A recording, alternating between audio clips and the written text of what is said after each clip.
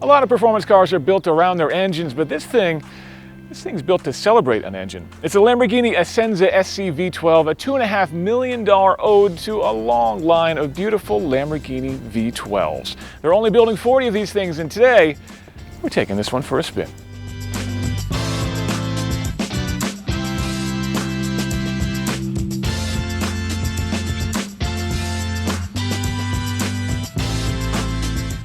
The engine here is the 6.5-liter V12 that's similar to what's used in the Aventador and the Sian, but really the significance is much greater than that. You see, Lamborghini says this is its final, pure, unadulterated V12 for a production car. Everything from here is going to be hybrids and EVs, and maybe even some form of forced induction. This then is the end of a line that started way back in the early 60s with Lamborghini's first road car, the 350 GT, and its 3.5-liter V12. But it was the second evolution of that V12 that would really change the world, as a 3.9-liter engine shoehorned into the insanely beautiful Lamborghini Miura. An evolution of that same engine would power the iconic Countach, growing over the years to 5.2 liters before continuing on into the 90s in the Diablo, and then all the way through 2010 in the Murcielago.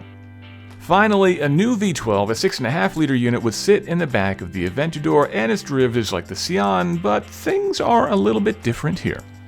Now, the Essenza might look a little bit like an Aventador with a pretty outrageous body kit on it, but one look under here and you can tell that this is a very significantly different machine.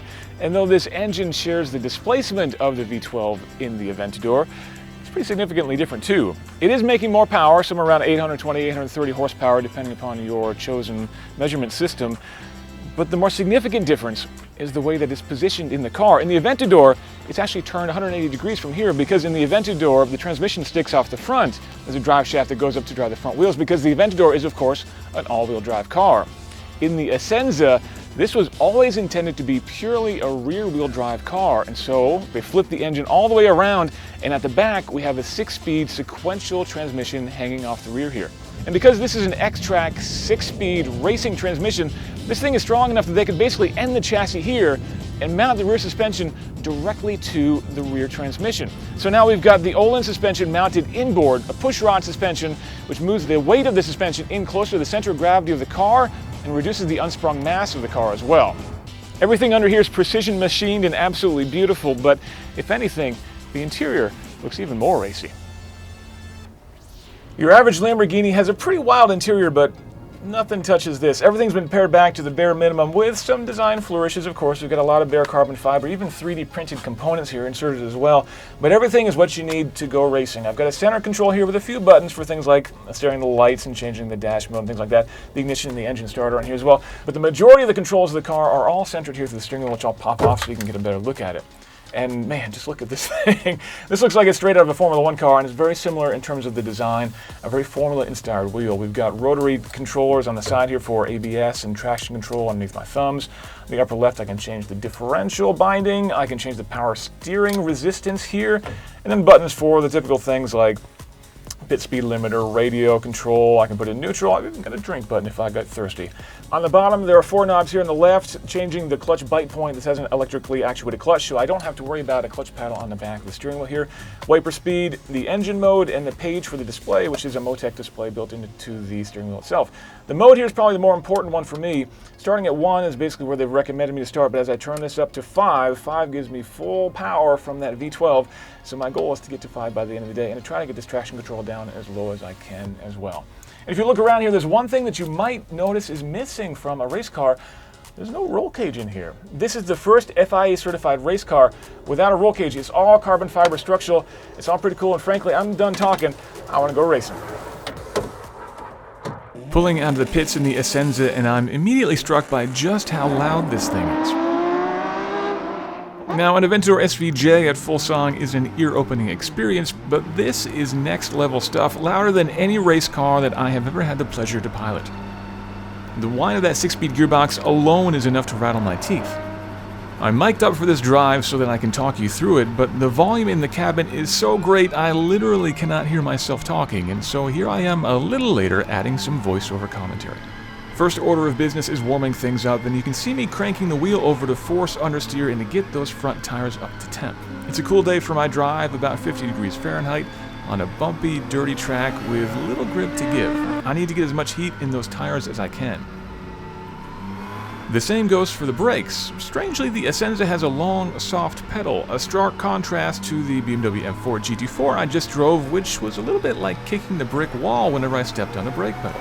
I prefer a firm pedal myself, but the long throw of the Lamborghini meant easy modulation on the track's many transitional braking zones, all without straining my left calf.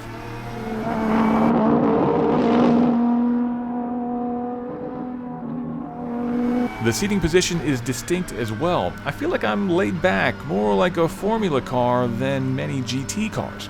That, at least, is in keeping with Lamborghini's road cars. So too is the light steering, despite the width of those massive 19-inch tires up front. The resistance of the steering can be quickly adjusted if you'd rather use a little more muscle to turn the thing, but I'm pretty happy to leave that setting alone. I am, however, making frequent adjustments to the engine mapping and traction control. Starting on maximum power and maximum traction control is still quite an experience in this thing, but stepping up to 2 and 3 on the engine map, well, it really just makes the track short front straight disappear a little bit more quickly.